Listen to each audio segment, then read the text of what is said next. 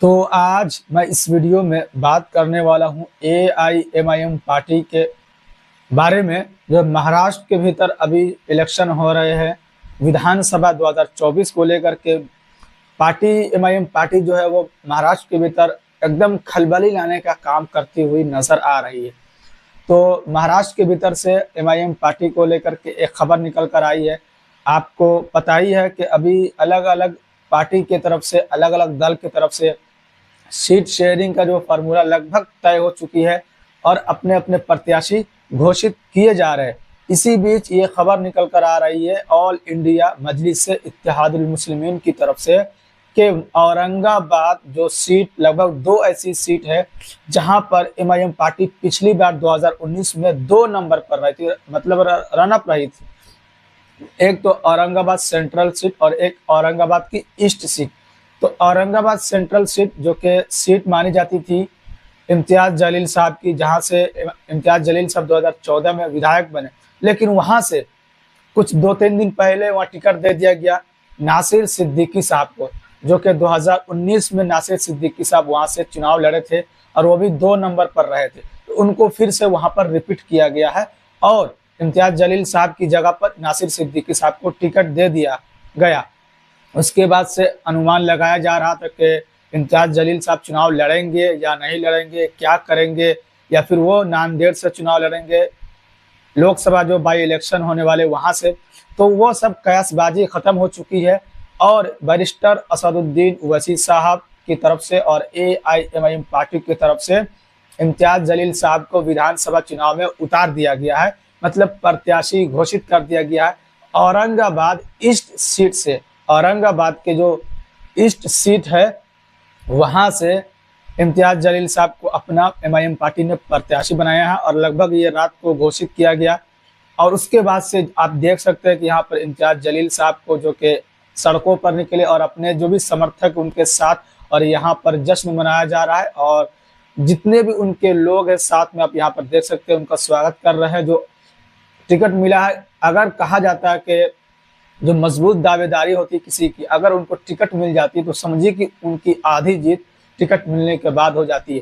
तो औरंगाबाद की 2 ऐसी सीटें हैं जहां पर पार्टी मजबूत स्थिति में है, औरंगाबाद सेंट्रल और औरंगाबाद ईस्ट, जहां से औरंगाबाद ईस्ट इम्तियाज जलील साहब के लिए नई सीट है, इसलिए क्योंकि ये पहली बार यहाँ से विधानसभा का चुनाव लड़ रहे हैं। लेकिन पार्टी के लिए ये पुरानी सीट है और पार्टी यहाँ से मजबूत है। पिछली बार भी 2 नंबर पर पार्टी यहाँ से रही थी और ये तय हो चुका है। जो भी कयास लगाए जा रहे थे कि इम्तियाज जलील साहब क्या करेंगे क्या नहीं करेंगे, तो वो सब कयासबाजी खत्म हो चुकी है।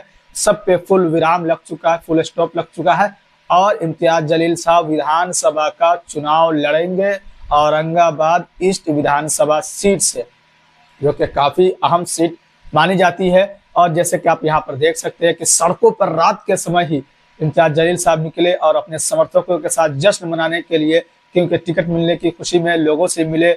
उसके बाद यहाँ पर पटाखे जलाए जा रहे हैं, फूल माला पहनाकर उनका स्वागत किया जा रहा है इम्तियाज जलील साहब का। और एक तरफ जो उनके साथ में हैं जितने भी दोस्त अहबाब है, टिकट किसी एक ही को दिया जाता है, आपको पता ही है। और पार्टी के बहुत सारे ऐसे दावेदार होते हैं, एक एक विधानसभा के भीतर बहुत सारे ऐसे दावेदार होते हैं और वो भी मजबूत दावेदार होते हैं।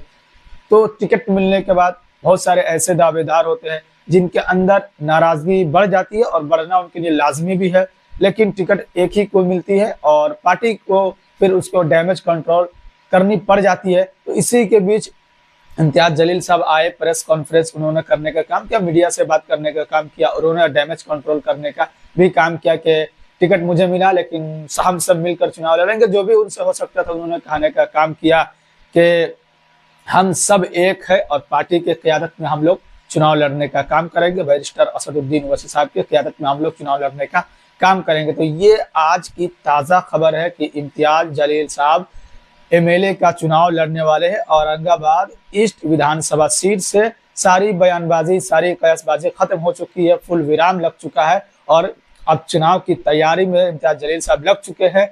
देखिए अब आगे आगे इम्तियाज जलील साहब को लेकर के क्या अपडेट निकल कर आती है, उनके विधानसभा सीट से कहां कहां वह जाते हैं, किस तरीके से चुनावी तैयारी में जुटते हैं, जो भी आगे अपडेट होगा वो निकल कर आएगी, मैं आप तक पहुंचाने की कोशिश करूंगा।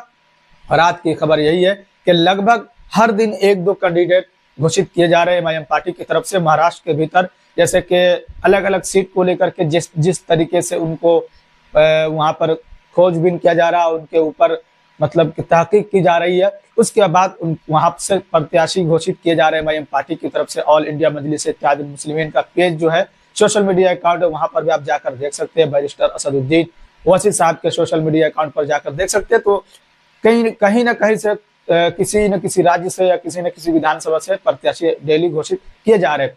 तो ये अपडेट मैं आप तक पहुंचाने का काम किया है, और आगे जो भी अपडेट निकल कर आएगा इम्तियाज जलील साहब को लेकर के या बैरिस्टर असदुद्दीन ओवैसी साहब को लेकर के या ऑल इंडिया कहीं से भी किसी भी पार्टी को लेकर के, वो फिर से मैं आप तक पहुंचाने का कोशिश करूंगा। फिर आपसे मिलते हैं किसी और दिन किसी और वीडियो के साथ।